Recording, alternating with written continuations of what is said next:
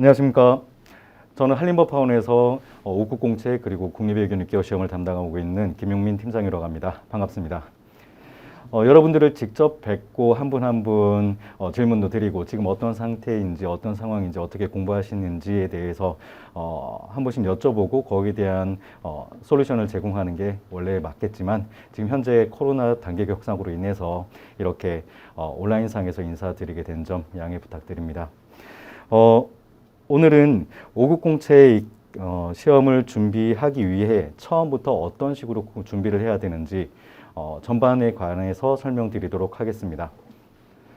저희 한림법학원에서 5급 공채 시험이 진행되는 것은 첫 번째 7월부터 진행되는 강의 커리큘럼에 대한 설명과 그 다음에 시험에 대한 특징 그리고 한림법학원에서 추천하는 전략적인 공부 방법론에 대한 부분과 올바른 수험 계획에 대한 부분 그리고 최종 합격생 분께서 여러분께 살아있는 수험 생활에 대한 이야기들을 전반적으로 설명드리도록 하겠습니다.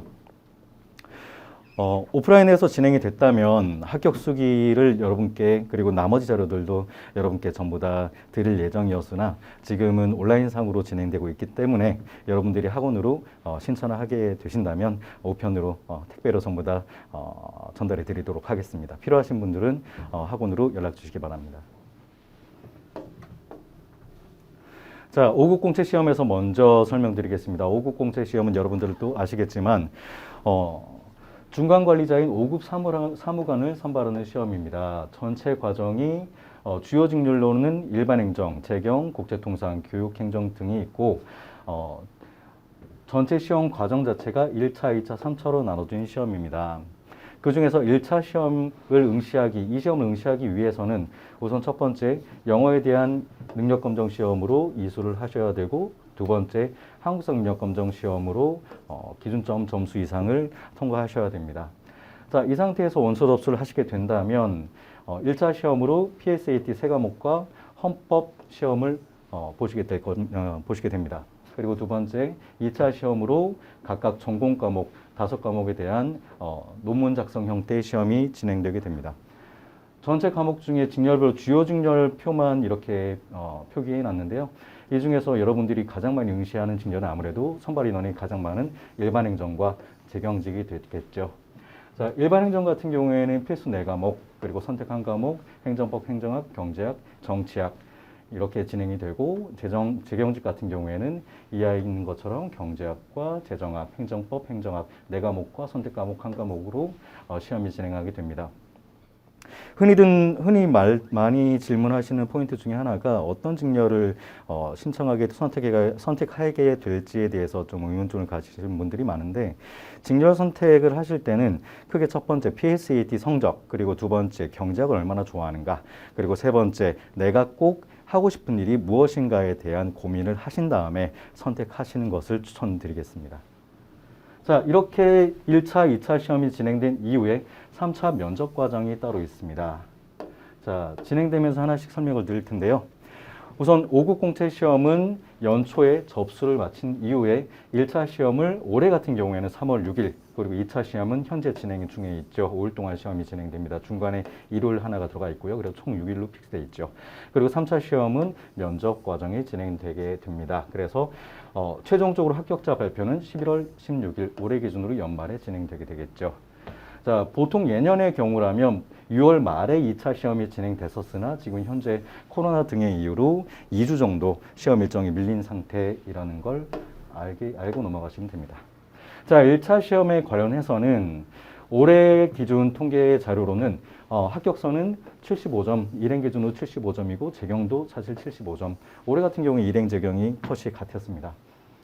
자, 1차 시험은 최종 선발 인원 대비해서 약 7배수에서 8배수 정도로 선발하게 되겠죠. 지역도 마찬가지입니다. 지역 구분에서도 서울에서부터 제주까지 보통 서울이 가장 많이 뽑게 되고요. 그리고 지방 같은 경우에는 보통 1명, 명에서 많으면 2명 정도 선발하게 됩니다. 그래서 약간은 눈치 게임이 좀 발생하기도 하겠죠. 예를 들어서 전년도 면탈자가 다시 동일 직렬, 동일 직군을 응시하게 됐을 때 1차가 면제가 되는 조항이 있는데 그런 부분이 있기 때문에 2차 실력이 좀 되시는 분들이 많이 응시했다라는 소문이 들게 됐을 때는 1차 지역 구분에 대한 그 응시 인원이 감소하게 되는 경향도 어느 정도 존재합니다. 다만 결과적으로는 소신 지원하시는 걸 추천드리겠습니다. 자, 2차의 경우라면 2차는 총 선발 인원 대비해서 약 1.3배수 정도 선발하게 됩니다. 작년 데이터죠. 지금 현재 2차 시험이 진행되고 있기 때문에 작년 기준으로는 일반 행정이 60.07로 커트라인이 형성이 됐었습니다. 이하 나머지 성적이 쭉 표기되어 있습니다. 3차 같은 경우에는 2차에서 1.3배수, 약 1.2에서 1.3배수 정도 선발하게 된 이후에 나머지 인원을 탈락하게 되는 구조인데요. 자, 3차 시험의 경우 과천 분원에서 면접이 진행이 되고요. 면접 일자가 쭉 있지만 그 중에서 본인의 직렬, 본인의 해당 사항에 따라서 오전 8시 반부터 오후 4시 40분까지 면접 과정이 진행되게 됩니다. 자, 8시 반까지 강당에 착석하셔야 되고요. 전체 면접 진행 절차 같은 경우에는 원래는 5급 공채 3차 시험의 경우 집단 토의 과정이 진행됐으나 현재는 코로나로 인해서 작년부터는 집단 토의 과정이 진행되지 않고 있습니다. 자, 오전 오후에 A그룹과 B그룹으로 나눠서 직무 역량 면접과 그리고 공직가치 인성 면접으로 진행이 됩니다. 여러분께 미션을 드릴 거예요. 그리고 거기에 작성지를 드리게 되는데 먼저 30분 동안 준비를 하신 이후에 개별 발표와 면접 과정을 각각 진행하시는 경우입니다. 자, 면접 편성표죠. 면접을 하시게 되실 때는 총 4분의 감독관이 면접관들이 들어가게 되시고 그분들이 여러분들께 평가하는 평점 점수에 따라서 합격과 그리고 불합격이 나뉘어지게 됩니다. 다만 이건 좀 이따가 다시 설명드릴 텐데 결과적으로 큰 역할을 하는 건 결과적으로 2차 성적이죠. 그건 잠시 후에 말씀드리겠습니다. 아까 잠깐 말씀드렸던 작성 용지는 초안이 현재와 같습니다. 자, 최종 선발에 대해서는 면접위원 4명이 평가하게 되고 평점 결과에 따라서 우수와 그리고 보통, 미흡으로 나눠지게 되는데 우수 평점을 받게 되시면은 다른 것과 상관없이 자동 합격이죠. 그리고 미흡이 되면은 탈락이 됩니다. 다만 대부분 보통으로 이제 여러분을 평점이 들어갈 가능성이 매우 높습니다. 그렇기 때문에 2차 시험 성적이 가장 중요하죠. 보통으로 평가가 돼서 그 그룹이 가장 많기 때문에 이 그룹에 있는 수험생분들을 2차 성적을 따라서 순위를 쭉 등수를 평가하게 되고 여기서 나머지 TO에 따라서 합격, 불합격이 갈라지는 경우입니다. 그렇기 때문에 2차 공부를 매진하는 것이 최종 합격을 위한 가장 빠른 길이라고 생각이 됩니다. 자, 1차 시험 일정에 대해서 당일날 일정에 대해서 말씀드리겠습니다. 우리가 어떤 시험을 준비한다는 것은 물론 열심히 공부한다는 부분은 분명히 있겠지만 그 시험 당일날 내가 어떤 식으로 하루를 보내게 되는지에 대한 시뮬레이션을 돌리시는 게 가장 좋다고 생각합니다. 1차 시험의 경우 오전 9시 반부터 응시 방송 안내가 진행되고요. 10시부터 25분간 헌법 시험이 진행됩니다. 총 25문제가 출제가 되죠. 사회선다로. 그리고 바로 이어서 쉬는 시간 없이 25분부터 언어논리 시험이 진행되게 됩니다. 작년과 올해가 좀 다른 부분은 1교시, 2교시 사이에 있는 쉬는 시간과 그리고 2교시, 3교시 있는 쉬는 시간이 각각 줄었습니다. 결국 코로나 때문에 같은 공간 내에서 많은 학생들을 오랜 시간 같이 있는 거에 대한 부담감이 존재했지요. 그래서 1교시 그리고 2교시 각각 사이에 있는 쉬는 시간이 감소했고 그렇기 때문에 사실 이 편성표를 봤을 때 상황 판단이 좀 쉽게 출제될 가능성이 높겠구나라고 판단했습니다. 이 시험 자체가 PSAT는 기본적으로 능력치를 검증하는 형태의 시험이고 그렇기 때문에 꽤 많은 에너지가 소모되는 형태의 시험인데 원래 이 2교시와 3교시 사이에 있는 쉬는 시간의 경우 1시간을 쉬었기 때문에 어느 정도 쿨링 타임이 작용했었죠. 하지만 올해 시험은 여러분 보시는 것처럼 35분 동안의 쉬는 시간이 있었습니다. 그래서 상한 판단 난이도를 끌어올리기는 좀 부담스럽지 않았을까라고 판단했었고 실제로도 올해 상한 판단은 여러분 아시겠지만 역대급으로 난이도가 쉽게 출제됐다고 먹고로 알고 있습니다. 자, 이런 외부적인 현상이 좀 있고요. 어쨌든 1차 시험은 당일날 모든 시험이 진행된다라고 알고 계시면 됩니다. 그 중에 먼저 헌법 시험을 여러분들이 가장 먼저 보게 될 텐데요. 헌법은 총 25문제가 출제되고 사시선다로 출제됩니다. 물론 입법고시는 좀 다르겠지만 현재는 5급 공채 시험을 설명드리는 중이기 때문에 이 부분만 설명드리겠습니다. 5급 공채 시험은 헌법은 100점 맞아도 가산점이 없는 시험입니다. 60점만 넘으면 합격하는 데는 지장이 없죠. 그렇지만 60점 이하라면 PSAT 만점이라도 탈락하게 됩니다. 보통 그걸 헌탈한다고 얘기를 하게 되죠. 자, 결과적으로 15문제 이상 맞추는 것, 반대로 10문제 이하로 틀리는 것을 목적으로 삼으시면 됩니다. 10문제까지는 틀려도 괜찮다라고 인지를 하시는 게 여러분들이 공부하시는데 수업 양 조절을 하는 부분에 있어서는 좀 더 도움이 될 것 같습니다. 올해 시험에서는 지금 조문과 부속법률, 판례, 그리고 헌정사, 특히 판례 비중이 좀 많이 상승했던 형태의 시험이라고 볼 수 있습니다. 그래서 헌법 같은 경우에는 이 4가지 항목이 있기 때문에 철저한 암기 형태의 시험이라고 판단하시면 됩니다.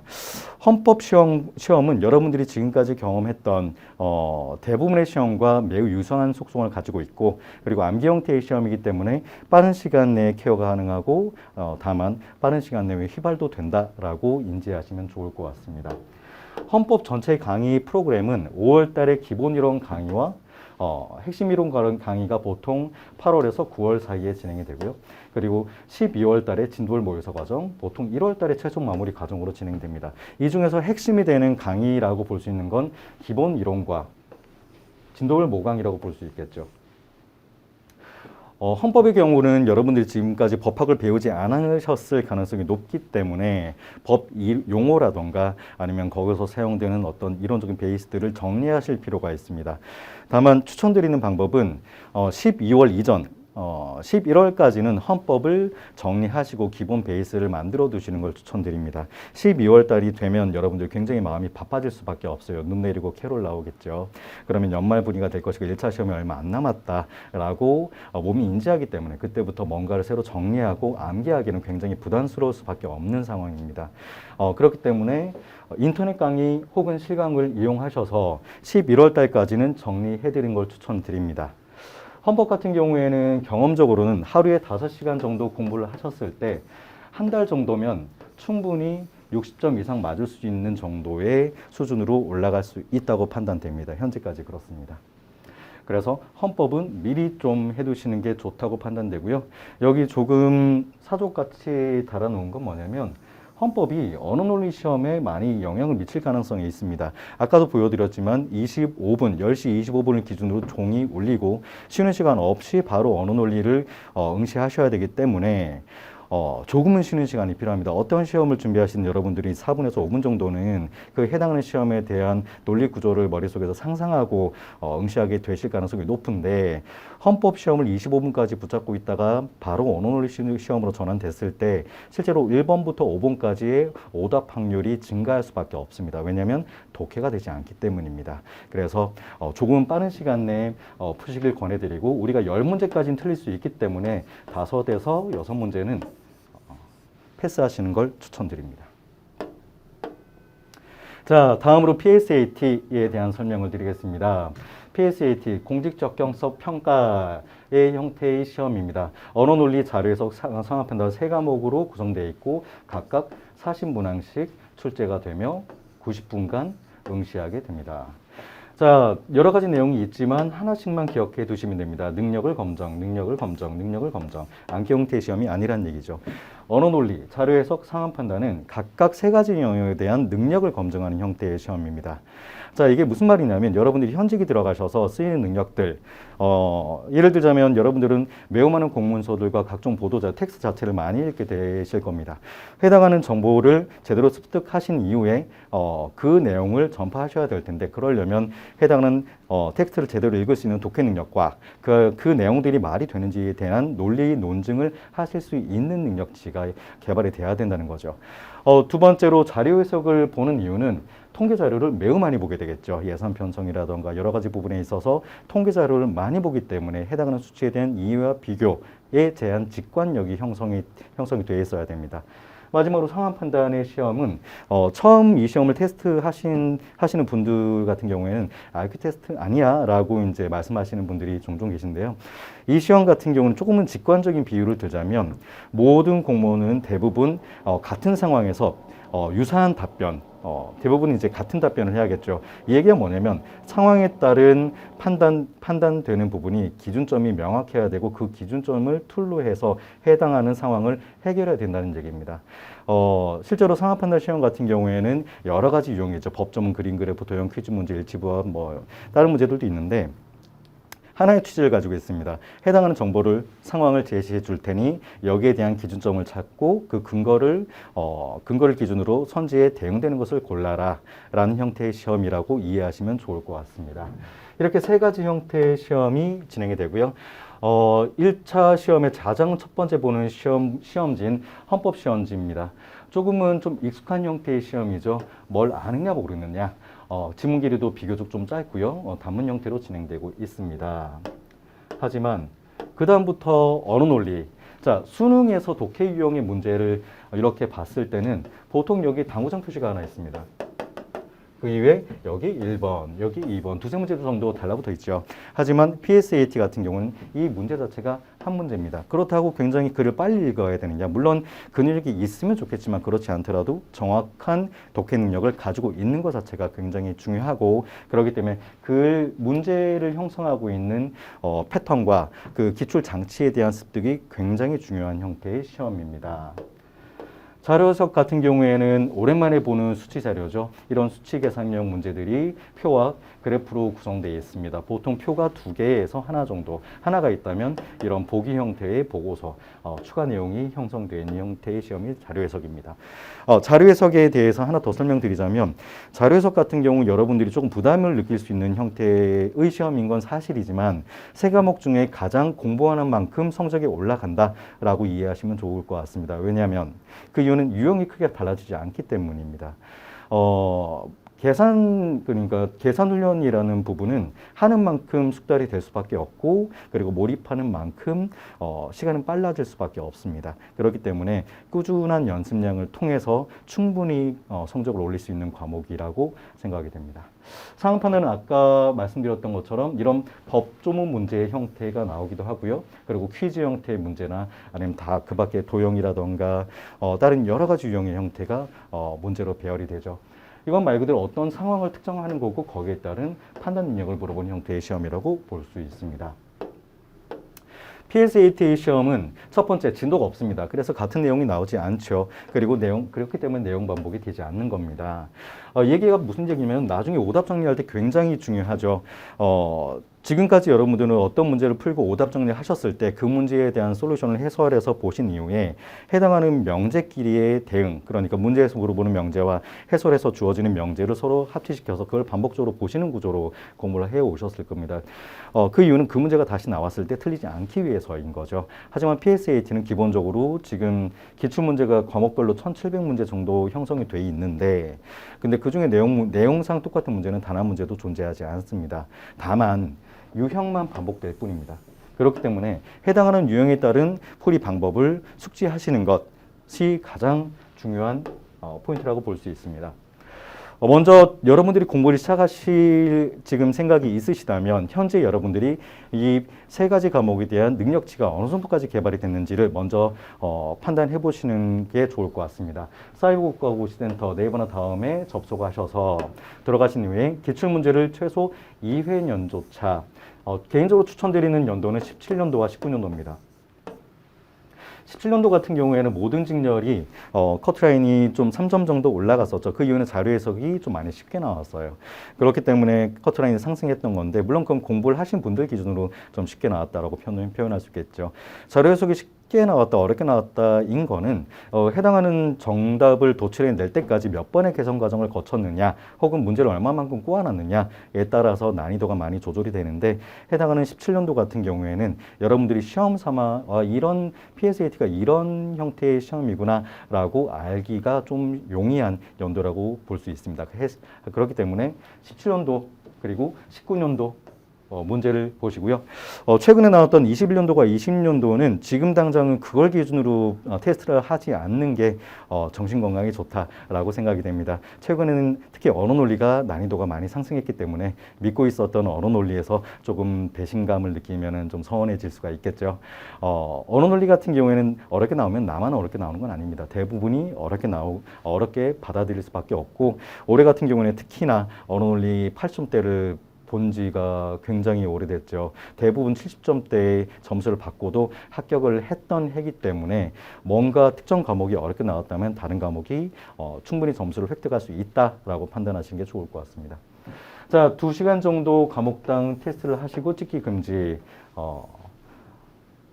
해당하는 과목을 2시간 정도 문제를 푸시고 모르면 그냥 넘어가시는 걸 추천드립니다. 이렇게 문제를 푸시면 50점과 70점으로 나눠질 텐데, A그룹, 첫 번째 1번 그룹인 50점과 50점과 70점 사이에 있는 2번, 그리고 70점 3번 유형의 그룹이 공부하는 방법이 조금씩 다릅니다. 50점 이하의 과목은, 해당하는 과목은 그냥 그 과목이 부담스럽거나 하기 싫을 때, 굉장히 불안정해질 때 50점 이하의 성적이 나올 가능성이 매우 큽니다. 그리고 7점 이하의 과목을 형성하고 있는 패턴은 뭐냐면, 하면 할 수 있을 것 같은데 어디서부터 손을 대야 될지는 잘 모르겠다 싶을 때 7점 이하의 성적이 나오게 되겠죠. 그리고 1번 유형과 1번 그룹과 2번 그룹의 공통점은 뭐냐면, 둘 다 기본기의 부재입니다. 해당하는 세 과목에 대한 기본기가 없기 때문에 이런 점수가 나오는 거죠. 반대로 7점 이상의 점수 같은 경우에는 내가 잘하는 부분과 못하는 부분이 좀 나눠져 있다라고 판단이 됩니다. 특히 언어 논리 같은 경우가 7점 이상이 나오는 분들이 종종 계시죠. 그 이유는 독해 문제를 웬만큼 맞고 논리 파트인 문제를 좀 틀리게 된다면 딱 70 정도는 나옵니다. 그렇기 때문에 이분들 같은 경우에는 내가 못하는 과목에 대한 트레이닝을 좀 더 집중하셔서 그만큼 작은 시간 공부를 하셔야 나머지 다른 과목에 대한 공부량을 늘릴 수 있다라고 공부 방향을 잡으시는 게 좋을 것 같습니다. 자, PSAT는 연간 강의 일정이 3월부터 시작을 해서 다음 연도 1월달, 길게는 2월달까지 진행이 됩니다. 이 중에서 가장 정규 강의라고 볼 수 있는 거는 기초입문 강좌, 그리고 기본 강좌, 그리고 심화 강좌, 실전 모강이라고 볼 수 있습니다. 자, 이렇게 기초부터 실전 모강까지 진행되는 것은 일단 기초입문 강좌에서 그리고 기본 강좌에서 기본기를 중심으로 트레이닝을 하고, 그리고 심화 강좌에서 그 내가 배웠던 기본기를 적용하는 연습을 하고, 실전 모강에서 적용을 한 이후에 오답 정리 위주로 해서 내가 모르는 것을 걸러내는 구조로 강좌가 전부 다 진행되고 있습니다. 그래서 기초입문과 기본 강의 같은 경우에는 기출문제를 중심으로 해당하는 내용을 숙지를 하고 유형을 분석해서 필요한 능력을 개발하는 것, 능력 개발 위주로 강의가 진행되고 있고요. 강의의 기본 툴은 기출문제 중심입니다. 다만 기초입문과 기본 강의 같은 경우에는 기초 같은 경우에는 예전 기출문제 2004년도부터 2011년도 정도까지 기출문제를 중심으로 강의가 진행이 되고요. 그 이후부터 최근까지 진행되는 문제들은 전부 다 기본 강의에서 다루고 있습니다.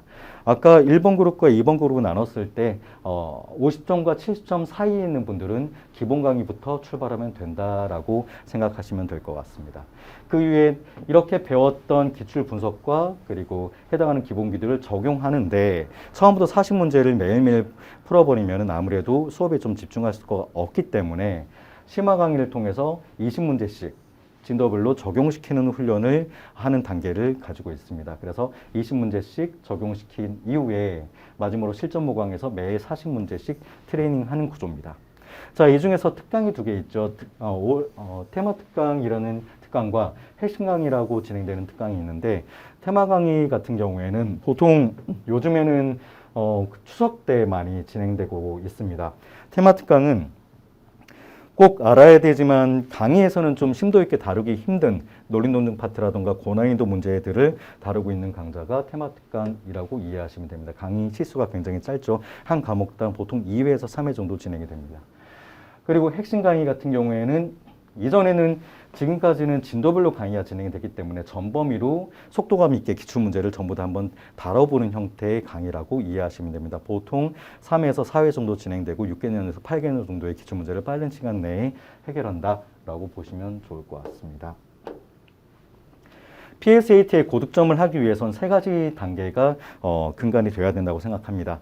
여러분은 이제 상상을 좀 해볼 필요가 있겠죠. 한 문제를 맞닥뜨렸을 때 어떤 식으로, 어떤 순으로 문제를 풀이하게 되냐면 가장 이상적인 방법은 문제를 보자마자 10초에서 15초 내로 이 문제는 어떤 유형의 문제고 어떤 식으로 풀면 되겠구나 라고 판단한 이후에 그 이후에 미시적으로 접근을 해야죠. 그래서 한 문제씩 문제에 있는 내용을 세부적으로 검토해서 아까 얘기했던 3가지 능력치, 독해 능력이라던가 해당하는 능력을 발현시켜서 문제를 해결해 나가셔야 됩니다. 총 문제를 풀이하는 것은 문제마다 조금씩 다르겠지만 보통 1분 50초에서 2분 10초 정도 사용하게 되실 텐데요. 그 중에 빠른 시간 내에 10초 내에 문제를 어느 정도 판단을 해 두셔야 나머지 시간 동안 충분히 문제를 해결해 나가실 수가 있습니다. 그러기 위해서는 첫 번째, 이런 기본 능력들, 아까 얘기했던 것처럼 독해 능력과 나머지 과목적으로 필요한 기본기들이 필요하고요. 여기에 추가되는 능력이 이제 기출 분석이 되겠습니다. 자, 이 기본기가 형성이 되는 게 조금 전에 말씀드렸던 기초인문 강좌와 그리고 기본 강의에서 해당하는 기본기가 어느 정도 학습이 되는 과정을 거치고요.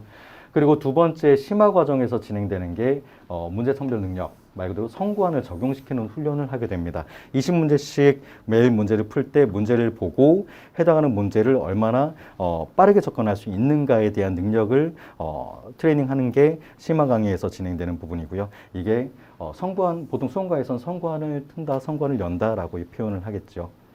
마지막으로 실전 모강에서 가장 중요한 것은 오답 정리를 하는 것입니다. 아무래도 양을 늘려야 되기 때문에 양치기, 은어로 양치기라고 표현을 하고 있습니다.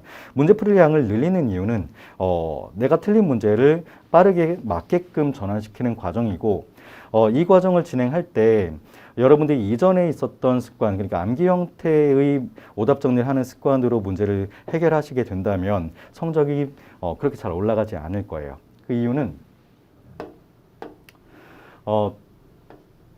PSAT 같은 경우에는 공부하는 만큼 성적이 올라가는 건 사실입니다. 그리고 1차 시험을 본 다음에 손을 놓더라도 완만하게 떨어지겠죠. 왜냐면 이건 진도가 없고 암기 형태의 시험이 아니기 때문에. 자, 이분들이 다시 공부를 전념했을 때 속도감 있게 성적이 다시 복구되는 구조의 성적 그래프를 띄게 됩니다. 자, 기본적인 능력치는 어느 정도 공부를 해야지 상승하게 되겠죠. 자, 피셋 같은 경우에는 이런 기본 능력치가 활성화되어 있어야지 성적이 올라가는 구조인데 이 구조를 택하지 않고 보통 이렇게 패턴이 되신 분들이 피셋은 연말에만 집중하면 된다라는 얘기를 하시는데 사실 그건 어느 정도 공부가 돼 있으신 분들을 이제 대상으로 얘기를 드리는 거고요. 아직 이런 트레이닝이 되지 않으신 분들이 문제풀이에 집중하시게 된다면 베이스가 없기 때문에 성적이 올라가지 않는 구조로 전환될 가능성이 매우 높습니다. 오답 정리라는 것은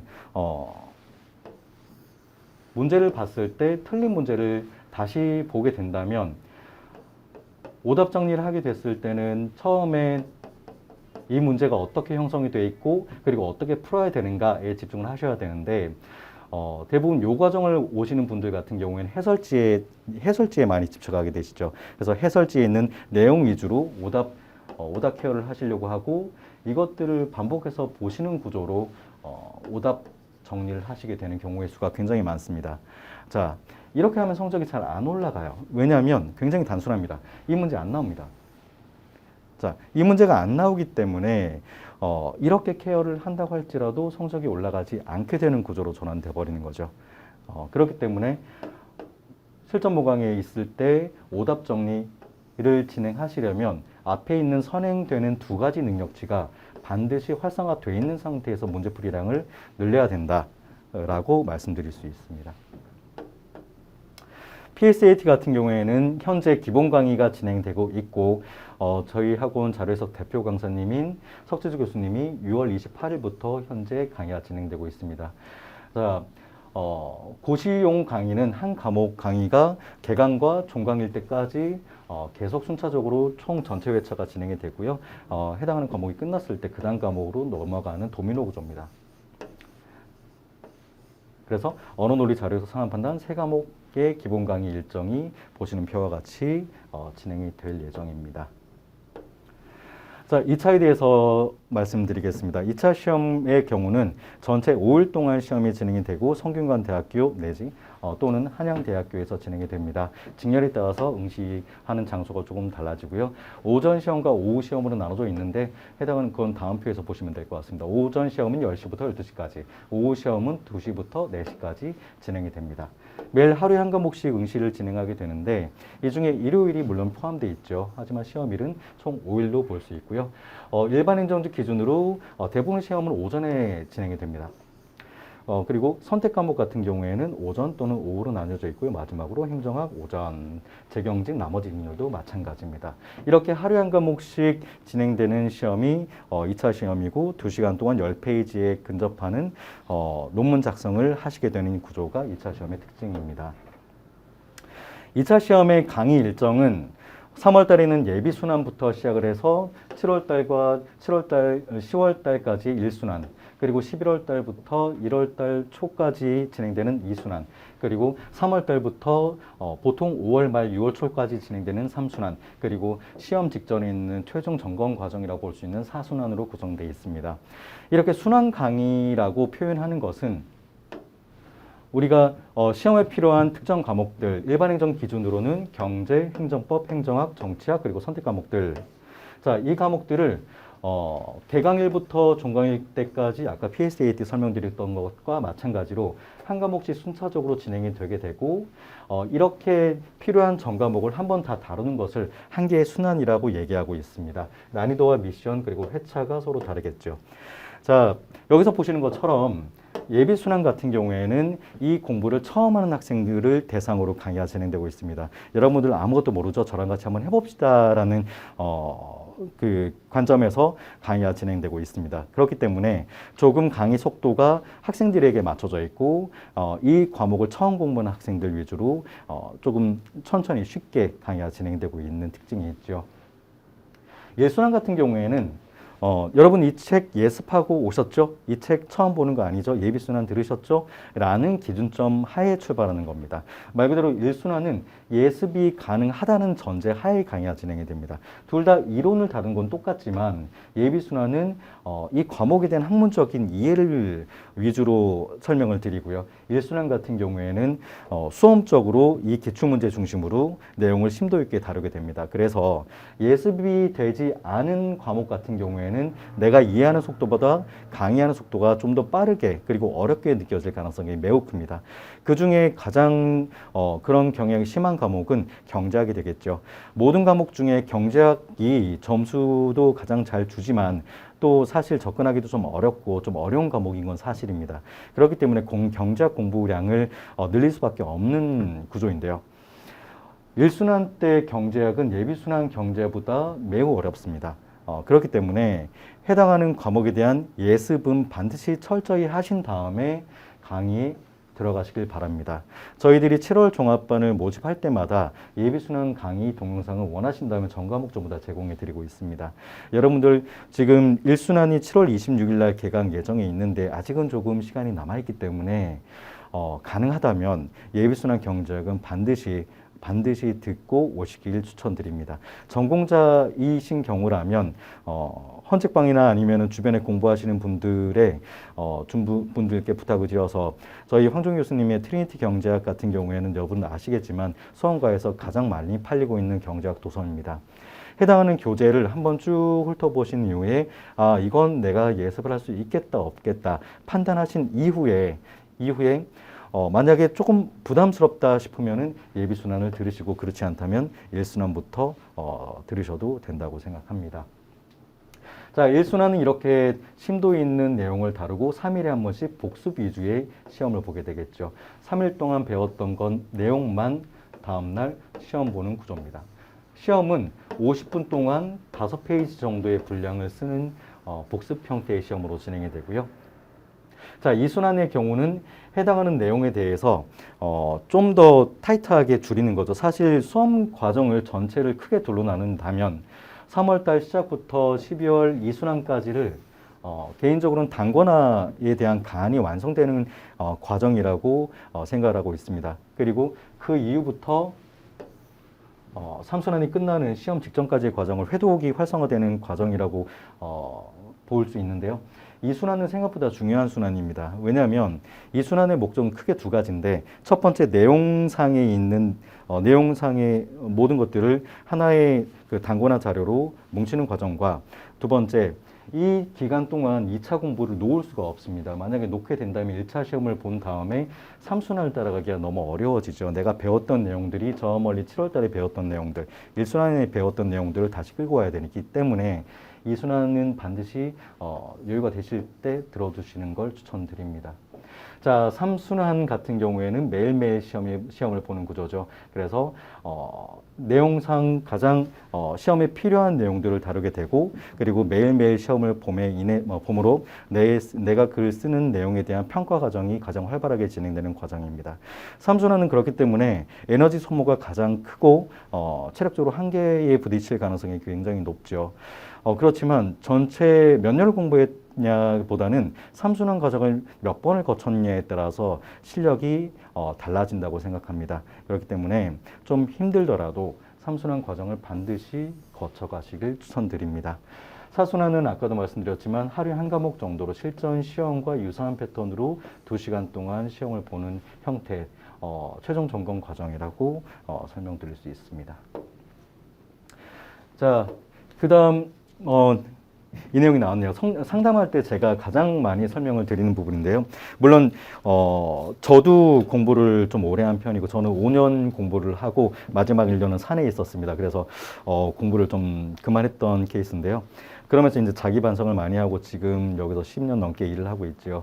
많은 데이터, 그리고 많은 학생들과 얘기도 하고, 그리고 좀 더 나은 공부 방법이 뭔가에 대한 고민을 좀 많이 한 편이라고 생각합니다. 자, 시험에 합격하기 위해서는 개인적으로 3가지가 반드시 필요하다고 생각합니다. 아까도 말씀드렸던 것처럼 1차 시험이든 2차 시험이든 시험 당일날 어떤 걸 해야지, 내가 어떻게 해야지 합격하느냐에 대한 고민은 여러분들이 공부 특히 처음 시작하셨을 때부터 마지막 합격할 때까지 반드시 머릿속에 그림을 그려두시고 공부를 하시는 게 좋다고 생각을 합니다. 정확한 방향성을 가지셔야지, 공부 방법론적으로는 어떤 선택을 하셔도 괜찮지만 올바른 방향성을 가지셔야지 지속적으로, 그리고 끊임없이 목표의식을 가지고 공부를 할 수 있기 때문입니다. 이 시험 같은 경우에는 매일매일 하루에 한 과목씩 5일 동안 시험을 보는 구조입니다. 그렇기 때문에 이 시험을 합격하기 위해서는 첫 번째, 내가 이때까지 공부했던 내용들을 전부 다 머릿속에 알고 있어야 됩니다. 까먹으면 안 되겠죠. 글을 쓰시다가 내가 잘 숙지가 안 돼 있는 내용을 보게 된다면, 객관식 시험 같은 경우에는 어느 정도 소거법을 이용하고 확률에 근거해서 정답을 골라낼 수 있겠지만, 주관식 시험 같은 경우에는 기본적으로 글을 쓸 때 버퍼링이 걸리죠. 그리고 내가 잘 모르는 내용을 썼을 때 불확실성의 미래를 거는 건데, 교수님 보실 때는 굉장히 미흡한 답변으로 볼 수밖에 없습니다. 교수님이 보신 이후에 이 친구는 아직 준비가 덜 됐군 하고 점수를 좀 낮게 설정할 수밖에 없는 구조가 되는 거죠. 그렇기 때문에 내용상 틀린 내용이 뭐 아예 없을 수는 없겠지만 대부분 틀린 내용이 있으면 안 된다고 생각합니다. 그리고 그 내용을 정확하게 답안으로 작성할 수 있어야겠죠. 마지막으로 내가 알고 있는 것들이 좀 많이 나오면 됩니다. 그러면 합격할 수 있습니다. 굉장히 단순한 게임이죠. 자, 내가 이때까지 공부했던 것을 머릿속에 숙지를 하고 있는 시험 당일날만이라도 숙지를 할 수 있어야 되고, 두 번째, 이 내용을 글로 잘 쓸 수 있어야 되며, 가급적 내가 중요하게 생각했던 내용 위주로 출제하게 된다면 여러분들은 합격할 수 있습니다. 말은 이렇게 쉽게 하지만 사실 어려운 과정이죠. 알고 있습니다. 자, 먼저 하나하나 뜯어볼 수 있습니다. 시험 당일날 내가 공부했던 것을 알려면 굉장히 단순합니다. 어제 봤으면 됩니다. 5일 동안 시험이 진행이 될 때 시험 보기 전날 내가 이때까지 공부했던 것을 한번 훑어보는 것.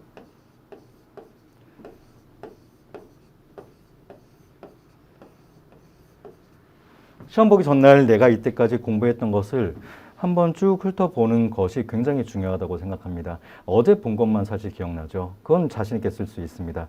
하지만 평소에 알고 있는 거라고 할지라도 그게 습관화가 좀 덜 돼 있는 빈틈이 있는 부분이 있다면 그건 시험장에서 기술할 때 분명히 여러분들의 발목을 잡을 가능성이 굉장히 높아지는 거죠. 그렇기 때문에 시험 당일날 제대로 기억하기 위해서 시험을 보기 전날 내가 이때까지 공부했던 것을 한 번은 전부 다 볼 수 있을 각오로 준비를 해야 된다라고 생각이 됩니다.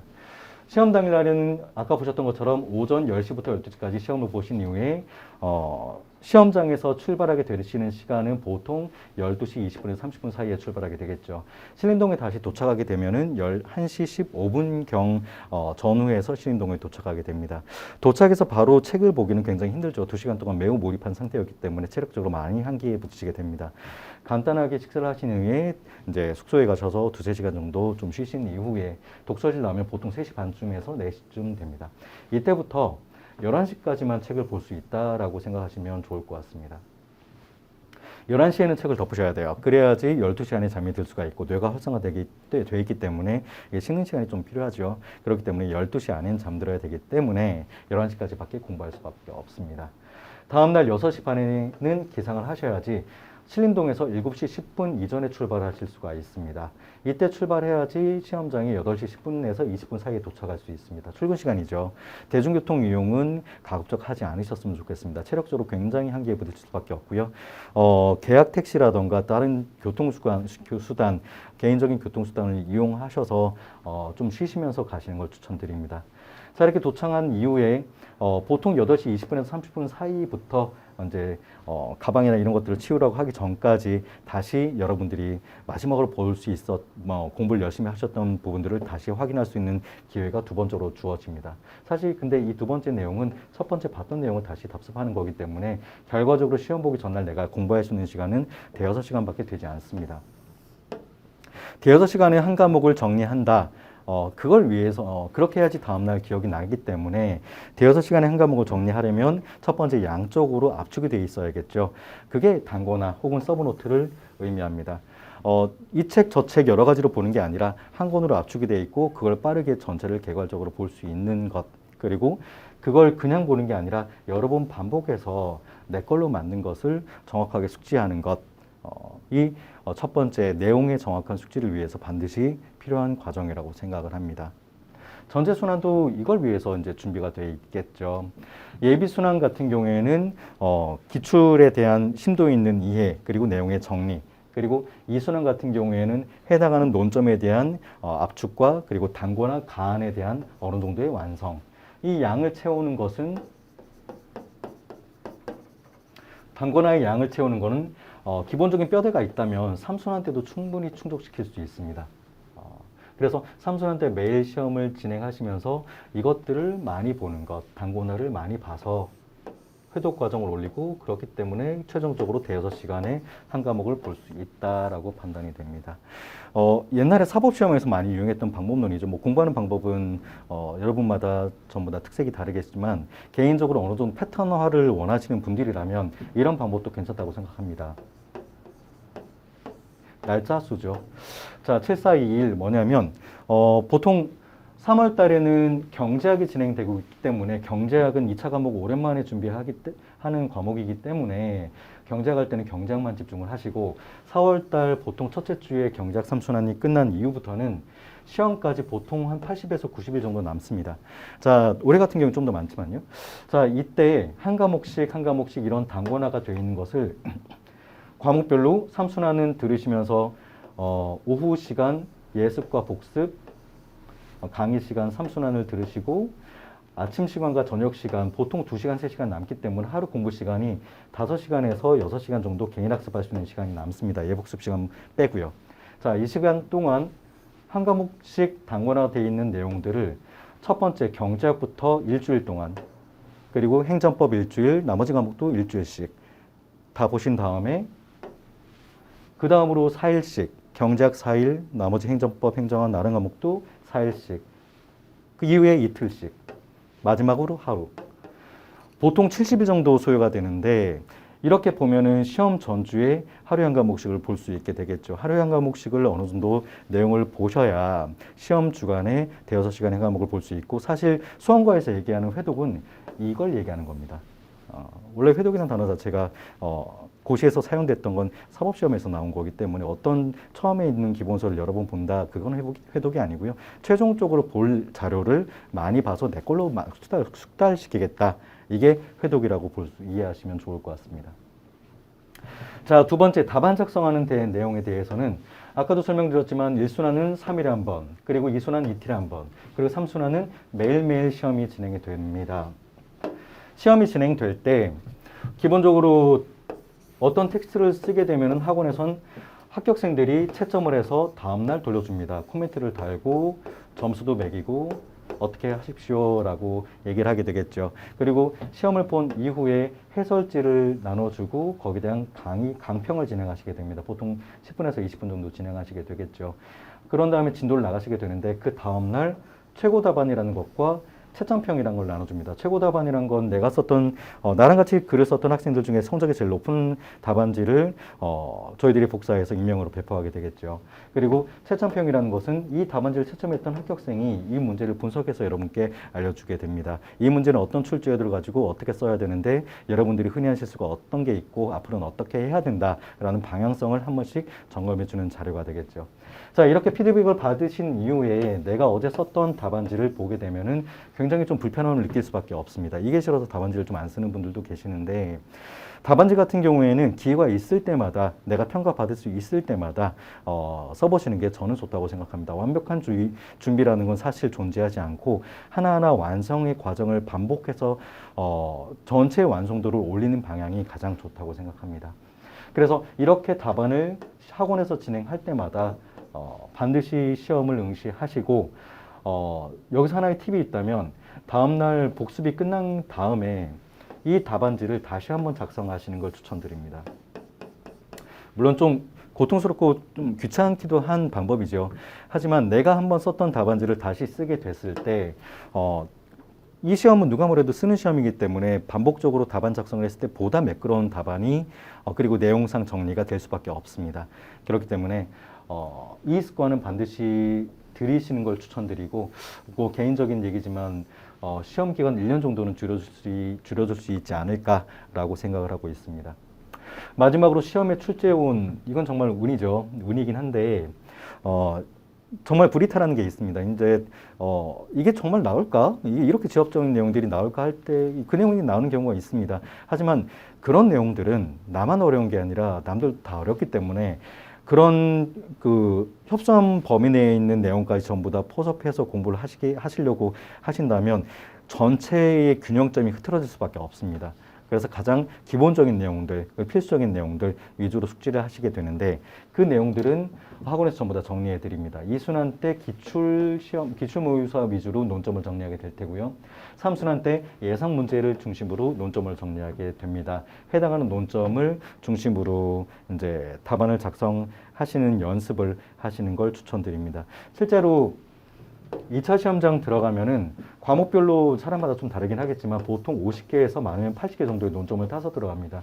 이 논점이 나왔을 때 나는 목차를 어떻게 쓰고 학자 이름, 뭐 사례 이런 것들을 어떻게 기술할지를 기본적으로 구성해 놓고 시험장에 들어가게 되겠죠. 총 3차 시험, 2차 시험에서 2시간 동안 시험을 응시하긴 하지만 이 중에서 목차 잡는 시간은 과목별 그리고 개인별 차이는 조금 있겠으나 보통 15분에서 20분 정도는 목차를 잡는다고 생각을 하셔야 돼요. 자, 이렇게 목차를 잡는 이유는 우리가 글을 쓸 때 나중에 공부를 하시게 된다면 많이 드는 얘기가 글은 내가 쓰는 게 아니라 내 손이 쓴다라는 얘기를 종종 하시게 될 겁니다. 정말 그런 경우도 있어요. 막 쓰다 보면은 손이 알아서 쓰는 경우도 종종 나오게 되는데 그만큼 연습량이 많다, 많이 쓴다라는 의미도 있습니다. 다만 이 얘기의 또 다른 의미는 생각할 시간이 없다라는 겁니다. 2시간 동안 10페이지라는 분량, 뭐 작게 잡으면 8페이지에서 10페이지 정도 써야지 합격한다 뭐 이런 얘기도 있는데 7페이지는 조금 양적으로 모든 답안을 제대로 기술하기에는 매우 빈약하기 때문에 8페이지 이상은 써야 되지 않나 싶습니다. 실제로 합격생들도 그렇고요. 자, 이렇게 써야 되는데 그렇다면 글을 매끄럽게 그리고 전체의 논리가 맞게끔 글을 써야 된다면 처음에 목차 잡는 게 굉장히 중요합니다. 여러분들 2차 답안지에서 초안 작성 용지라고 있고 점선에서 뜯을 수 있는 종이가 있는데 여기에 이 문제를 처음에 피고 이 문제에 대한 분석 과정을 통해서 내가 어떻게 글의 방향을 전개해 나갈 건가 이 목차를 제대로 잡아야지 중간에 글을 쓰다가 흔들림이 있거나 혹은 특히나 이제 글을 쓰다가 물어보는 내용을 쓰지 않고 내가 아는 내용을 쓰는 경우가 종종 있는데 채점하는 교수님들이 굉장히 좀 불편하시죠. 그렇기 때문에 결과적으로 내가 쓰는 내용은 정확히 문제에서 요구되는 내용에 대한 답안을 쓰는 이런 연습 그리고 이걸 처음부터 끝까지 맥락이 이어서 글을 쓰시려면 목차 잡는 연습은 반드시 하셔야 되고 이 실제 시험에서도 10분에서 15분 정도는 이렇게 목차를 잡고 기술한다라고 생각하시면 좋을 것 같습니다. 내가 알고 있는 내용, 그러니까 50개에서 80개 정도의 논점 중에 출제가 된다면 굉장히 즐거운 시간이 되겠죠. 흥분하기도 하고 막 너무 신나서 글씨를 쓰다가 또 실수하기도 하게 되는데 어쨌든 이런 출제원이 어느 정도 필요하고 그 내용에 대한 정리는 2순환과 3순환에서 진행된다라고 이해하시면 좋을 것 같습니다. 자, 약간은 설명회가 진행될 때 선배되는 입장에서 먼저 공부를 했던 사람의 입장으로서 방향성 그리고 여러분들이 최대한 빨리 합격할 수 있게끔 저도 실제로 상담을 하고 업무를 진행하면서 제가 대면하고 있는 학생들은 난 무슨 일이 있어도 빨리 합격시키겠다라는 마음가짐으로 지금까지 일을 하고 그리고 공부를 하고 있는데요. 5가지 정도의 어떤 정도의 약속은 하시는 게 좋을 것 같습니다. 이건 뭐냐면 단순합니다. 매일 해야 되는 걸 미루지 않는 것 그리고 시험 보기 일주일 전에 결정이 됩니다. 아까 봤던 그런 내용들 반드시 숙지하시고 그리고 결과적으로 내가 모르는 것을 계속 찾아서 양을 늘리는 것보다 이것 자체를 구분하는 게 매우 중요하다. 네, 아는 것과 모르는 것을 구분해서 아는 것은 조금 뒤로 놓고 모르는 것 위주로 트레이닝해서 아는 걸로 전환시키는 과정. 그래야지 수업량 그리고 공부량이 줄어들 수가 있습니다. 그리고 시험 보는 연습, 모의고사는 1차든 2차든 반드시 통제된 범위 내에서 횟수를 늘려가시는 어느 정도 기본기가 쌓인 이유겠지만 그걸 피하지 않으시는 게 좋다고 생각합니다. 그리고 생활에 대한 전반적인 것들은 시험에만 집중하셔야 됩니다. 물론 저희들도 상담을 하고 관리를 하고 아침에 조회를 하고 진행을 하고 있지만 생각 자체를 아예 시험을만 그렇게 긴 시간은 아닐 수가 있습니다. 물론 긴 시간일 수도 있고요. 통계적으로 합격생들의 수험 기간이 3년 보통 조금 넘는 정도의 통계 분포도가 있긴 한데 그렇지만 그게 3년이 될지 2년이 될지 4년이 될지 그건 아무도 알 수가 없습니다. 이건 몰입하는 만큼 그리고 제대로 방향성을 따라가는 만큼 빨리 끝낼 수도 혹은 더 걸릴 수도 있는 시험이기 때문에 반드시 집중하셔서 모든 것을 시험에 투자하시기 바랍니다. 한림법학원에서 할 수 있는 것은 이 모든 과정을 혼자 하기는 좀 부담스럽고 사실 어렵기 때문에 이런 시험에만 집중할 수 있는 생활관리, 예를 들어서 저희들은 아침에 조회를 진행합니다. 그래서 아침 8시까지 나오시고 나오신 분들을 조회를 진행해서 아침 시간을 통제하죠. 물론 자주 나오시는 분들, 잘 나오시는 분들 같은 출석 우수자 같은 경우는 장학금도 배분을 해서 좀 잘 나올 수 있게끔 응원도 하고 있고요.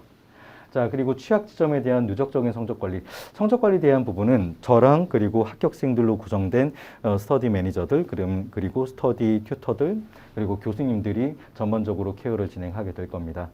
경험자와 진행하는 학습 관리, 이건 이제 1순환부터 진행되게 되는 스터디를 얘기하는 겁니다. 1순환부 때부터는 여러분들과 합격생들과 같이 스터디를 진행해서 어떤 식으로 공부를 하고 방향성을 어떻게 잡아야 될지에 대한 방향성을 끊임없이 지도하게 될 예정에 있습니다. 그래서 앞으로 처음부터 끝까지 이 전반적인 내용들을 진행할 수 있게끔 제가 직접 그리고 저희 팀원과 함께 여러분들을 직접 상담 그리고 관리하게 될 예정에 있습니다.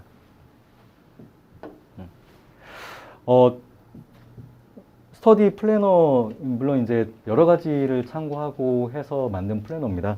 스터디 플래너 같은 경우에는 제가 공부했던 그 경험과 그리고 교수님들 그리고 합격생들과 같이 논의 과정을 통해서 예습과 복습이 어떤 식으로 구성되고 하루 일정이 어떻게 진행되고 그리고 일주일간의 일과를 통제해야지 다시 볼 수 있는, 궁극적으로 이것만으로도 공부의 좌표, 예복습의 좌표를 찍을 수 있는 자료이기 때문에 이건 제가 직접 여러분들과 같이 소통을 하면서 검사하고 관리해 드릴 자료들입니다. 자, 만약에 종합반으로 여러분들이 등록하시게 된다면 여러 가지 혜택이 있겠죠. 그런 질문을 많이 받습니다. 종합반이 나으냐, 단과반이 나으냐. 사실 필요한 걸 하시는 게 제일 좋다고 생각합니다. 다만 종합반이 조금 더 요즘에 대해서, 요즘 같은 경우에는 조금이나마 좀 많이 유리한 것 같습니다. 그 이유는 수험 비용을 생각하지 않을 수가 없어요. 공부를 하게 될 때 내가 벌어서 내가 이제 있는 돈으로 하는 게 아니라 어쨌든 이제 조금은 부담을 끼칠 수밖에 없고, 저도 물론 그랬으니까요. 5년 공부했으면 집안에 있는 기둥뿌리 하나 뽑았다고 생각하시면 됩니다. 자, 그런데 그런 약간의 지금 부채의식과 좀 죄책감이 있는 상태에서 공부를 하게 되면은 가성비를 따질 수밖에 없는데, 가성비를 따지게 되면 전력 투구를 할 수가 없어요. 내가 이걸 해야 된다고 생각해도 뭐 강의, 인터넷 강의 아니면 뭐 실강, 특강 이런 게 있어도 사실 돈 때문에 좀 많이 이제 선택하지 못하는 경우가 저 또한 있었고요. 자, 그런데 종합반의 여러 가지 장점 중에 가장 큰 장점이라고 볼 수 있는 건 복수 동영상, 여러분들이 들었던 강의, 예비순환 포함해서 모든 강의는 횟수 제한 없이 강의를 전부 다 제공해 드리고 있습니다. 반복적으로 몇 번을 신청해도 관계는 없습니다. 그때그때마다 저희들이 계속 지원해 드릴 거고요. 그렇기 때문에 공부를 하실 때 필요한 강의는 얼마든지 그리고 신청하셔서 선행학습 혹은 복습에 이용하시기 바랍니다. 강의 듣느라 내 공부할 시간 없어요 이런 얘기 하시는 분들도 있는데, 실제로 복습 동영상을 굉장히 많이 활용하십니다. 그건 왜 그러냐면 내가 어느 정도 강의 시간에, 수업 시간에 들었다고 할지라도 모든 걸 완벽하게 이해한 게 아니기 때문에 발췌를 해서 해당하는 내용을 다시 보는 과정이 굉장히 중요합니다. 물론 교수님들한테 가서 질문도 할 수 있겠지만 그 이전에 내가 하나씩 찾아서 모르는 부분을 끼워 넣게 된다면 훨씬 기억에도 오래 남고 내용 정리도 잘 되기 때문입니다. 그렇기 때문에 첫 번째 복수 영상 제공되는 부분이 있고요. 그리고 네, 두 번째로는 전체 강의 프로그램에 대해서 단과반 학생들에 비해서 할인율이 높다는 겁니다. 자, 1차든 2차든 1, 2차든 각각 20에서 25% 정도의 할인율이 배부가 되고 있기 때문에 동영상 같은 경우에는 이 수강료에 포함되어 있지 않습니다. 이거는 서비스로 제공되는 거고요. 실강 대비해서 모든 과정을 금액을 합쳐서 거기서 20에서 25% 할인율을 적용하고 있죠. 말 그대로 4과목 또는 5과목 중에 한 과목이 금액이 그만큼 날아간다, 그만큼 할인이 붙는다라고 이해하시면 좋을 것 같습니다. 그리고 PSAT 문제들이 주기적으로 제공이 되고요. 그 이외에 종합반 같은 경우에는 단과반 같이 이제 그 실강 마감 걱정이 없이 먼저 배정을 하고 있기 때문에 언제든지 본인이 원하는 강의는 실강 후 참석할 수 있습니다.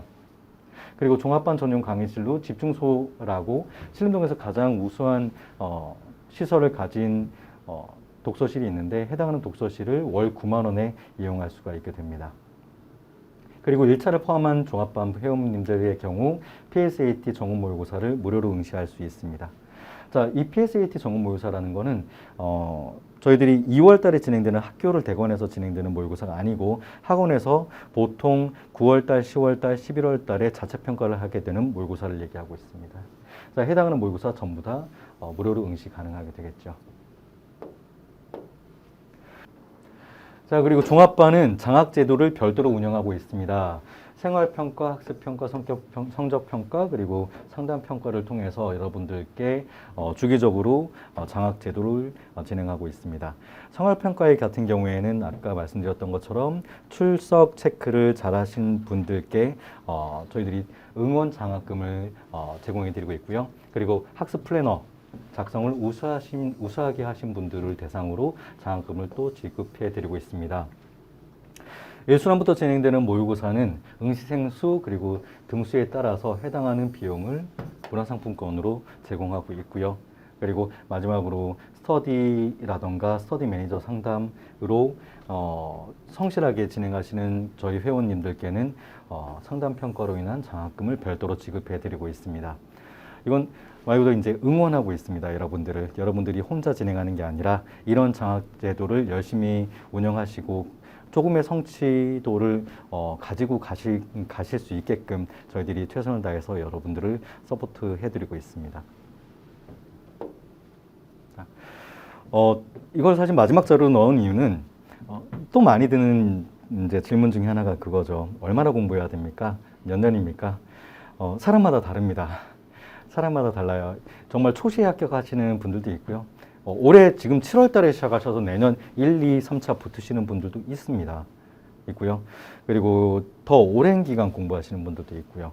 네, 그건 사람마다 굉장히 다른 편차를 가지고 있어요. 뭐 몇 가지 이유가 있습니다. 그 빨리 합격하시는 분들의 특징은 첫 번째가 PSAT가 어느 정도 트레이닝이 돼 있는 상태에서 오시는 분들 중에 경제학 성적이 기본적으로 어느 정도 나오시는 분들, 경제학 출신이고 좀 깊이 심도 있게 준비를 하신 분들의 경우는 좀 빨리 붙습니다. 그 이유는 피셋이 되는 분들 같은 경우에는 2차 공부량은 늘릴 수가 있어요. PSAT가 안 되면 연말 되면 보통 9월달, 빠르면 9월달, 늦으면 한 12월달부터 2차 공부 손 놓고 피셋만 하려고 하시는데, 근데 사실 1차 시험 본 다음에 3월달 3순환 때 리마인드가 안 되기 때문에 3순환 과정을 이수하기가 굉장히 어려워지기 때문에 떨어지는 경우가 굉장히 강합니다. 근데 PSAT가 어느 정도 트레이닝이 되신 분들의 경우라면 이 기간을 2차에 좀 더 많이 투자할 수가 있겠죠. 만약에 1차, 2차 둘 다 안 된다 한다면 그거는 해결점은 하나밖에 없습니다. 그냥 믿고 따라오시면 됩니다. 어쩔 수 없어요. 학원 강의 의존도를 올리고 충실하게 트레이닝을 한 다음에 그 다음 과정을 노려야 되는 겁니다. 자, 이렇게 진행이 되는데 응시자 연령 통계입니다. 연령 통계에서 가장 많이 차지하고 있는 연령은 25세에서 29세 사이가 65%, 가장 많이 해당이 되겠죠. 보통 여성분들 같은 경우에는 공부를 보통 22에서 22세에서 23세에서 가장 많이 시작을 하게 되고요. 남성분들은 뭐 군대 가기 전후 보통 3학년 1학기, 3학년 2학기 그때 오셔서 공부에 전념하시게 되는 경우가 많습니다. 그렇다면 이 통계 자료가 이해가 되죠. 이 시험 자체가 그렇게 쉬운 시험이 아니고, 물론 그렇게 합격하게 됐을 때는 많은 것들이 바뀝니다. 앞으로의 생활, 삶 이런 것들이 굉장히 많이 바뀌는 구조를 가지고 있고요. 단기적으로 뭐 경제력 하나만 보고 진입할 수 있는 시험이 아니라 추후에 내가 삶에 있는 삶의 가치가 굉장히 달라지는 형태의 시험이죠. 고시가 개인적으로 아름다운 시험이라고 생각하는 이유는 오로지 나만의 힘으로 내 모든 걸, 내 주변을 둘러싸고 있는 모든 걸 바꿀 수 있는 몇 안 되는 시험이기 때문입니다. 그 중에 가장 어렵고 그렇지만 가장 높은 시험이죠. 만약 여러분들 중에 이 시험에 도전하고 싶으신 분들이 있다면 주저없이 와서 지금 다 드리지 못한 말씀까지 일일이 컨설팅하고 상담해 드릴 테니 궁금한 거 있으면 언제든지 상담 예약을 하셔서 오시기 바랍니다. 물론 종합반 설명이긴 하지만 저희들은 여러분들을 합격시키기 위해서 정말 최선을 다하고 있습니다. 부족한 부분도 있을 겁니다. 그런 부분은 저희가 같이 있는 저희 팀원과 그리고 모든 구성원들이 최선을 다해서 여러분들을 지원해드리고 응원해드리겠습니다. 이건 조금 부끄러운 멘트인데요. 네, 자, 이렇게 저희 수험 전문가 그리고 스터디 매니저, 스터디 튜터 모든 분들이 여러분들을 합격시키는 것만 생각하고 있고요. 그리고 저희 학원의 가장 큰 장점이라고 볼 수 있는 부분은 누가 뭐래도 사실 강사진이죠. 1차에서 있는 강사님들 그리고 2차에 있는 강사님들 여러분들을 위해서 최선을 다해서 오늘도 노력하고 계십니다. 자, 저희가 함께 하겠습니다. 짧지 않은 시간 이렇게 집중해서 들어주셔서 감사합니다. 언제든 필요하실 때 찾아주시기 바랍니다. 이상으로 설명을 마치겠습니다.